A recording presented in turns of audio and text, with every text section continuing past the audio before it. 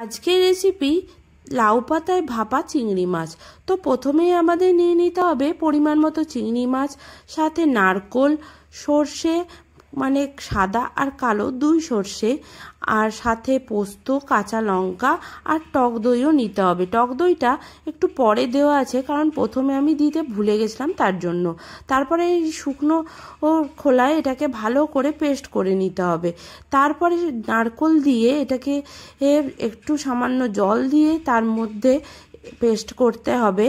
তারপরে সেটা নামিয়ে চিংড়ি মাছের সাথে ভালো করে মিশিয়ে নিতে হবে, আর তার সাথে দিতে হবে টক দই, হলুদ গুঁড়ো, নুন পরিমাণ মতো আর সর্ষের তেল। সর্ষের তেলটা একটু বেশি দিলে বেশ টেস্টটাও ভালো হয় আর রান্নার ঝাঁঝটাও ভালো থাকবে খাওয়ার সময়। তো তারপর সেটাকে ভালো করে এই পেস্টটাকে চিংড়ি মাছের সাথে মাখিয়ে রাখতে হবে। তোমরা চাইলে আধ ঘন্টা কি 1 ঘন্টাও রেখে দিতে পারো। আমার হাতে খুব একটা টাইম ছিল না, তাই জন্য রেখে দিইনি, মোটামুটি 10-15 মিনিটের মধ্যেই করেছিলাম। তারপরে লাউ পাতা নিতে হবে কয়েকটা, মানে চিংড়ি মাছের পরিমাণ অনুযায়ী লাউ পাতা নিতে হবে। যেরকম পরিমাণ হবে চিংড়ি মাছের, তো আমার তো বেশি কোয়ান্টিটি ছিল না, তার জন্য আমাকে 5টা লাউ পাতাতেই হয়ে গেছে। তো তারপরে লাউ পাতাগুলোকে একটু ভালো করে ধুয়ে নিয়ে তারপরে গরম জলে এভাবে ডুবিয়ে ডুবিয়ে নিলেই দেখবে লাউ পাতাগুলো নরম হয়ে গেছে।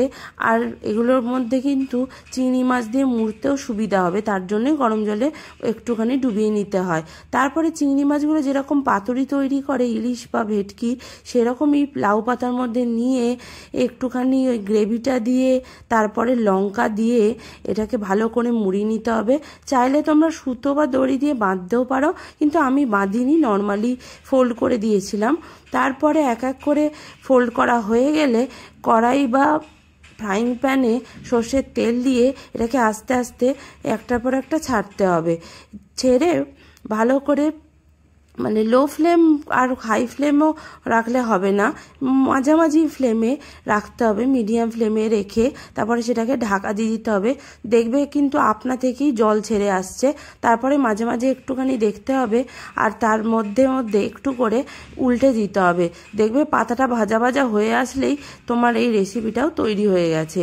তারপরে নামিয়ে নিয়ে দেখো, খুলে দেখলেই তোমাদের তৈরি হয়ে যাবে এই লাউ পাতায় ভাপা চিংড়ি মাছ। দেখতে যতটা অসাধারণ হয়েছে, খেতেও কিন্তু খুব অসাধারণ হয়েছে। গরম ভাতের সাথে কিন্তু দারুণ লাগবে এই চিংড়ি মাছ ভাপাটা খেতে।